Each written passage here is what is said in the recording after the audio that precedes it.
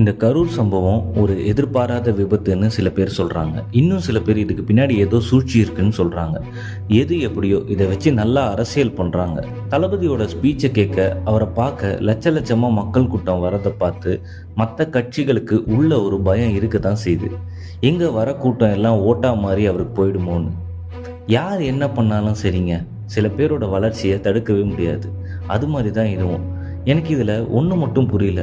அவரை பார்க்க எவ்வளோ கூட்டம் வருதுன்னு மாநாட்டிலே தெரிஞ்சிருக்கும். அப்படி இருந்தும் ஏன் நம்ம மக்கள் சின்ன குழந்தைங்களெல்லாம் கூட்டிகிட்டு போனாங்கன்னு எனக்கு தெரில. யாரை தப்பு சொல்லி என்னங்க, நம்மளை நாம் தான் பார்த்துக்கணும், நம்ம குழந்தைங்கள நாம் தான் பார்த்துக்கணும். இந்த மாதிரி இன்சிடெண்ட் இப்போ மட்டும் நடக்கலைங்க. நியூஸில் நிறைய பார்த்துருப்போம். கோயிலில் கூட்ட நெரிசலில் பக்தர்கள் பலி அப்படின்னு சொல்லிட்டு. என்ன கேட்டால் அப்படி போய் சாமி பார்க்கலன்னு அந்த சாமி கோச்சிக்காது.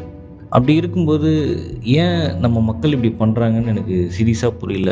தளபதி மேலே இருக்கிற கிரேஸில், அவரை பார்க்கணுன்ற ஆசையில் மக்கள் பண்ணுற விஷயம் ரொம்ப முட்டாள்தனமாக எனக்கு தெரியுது.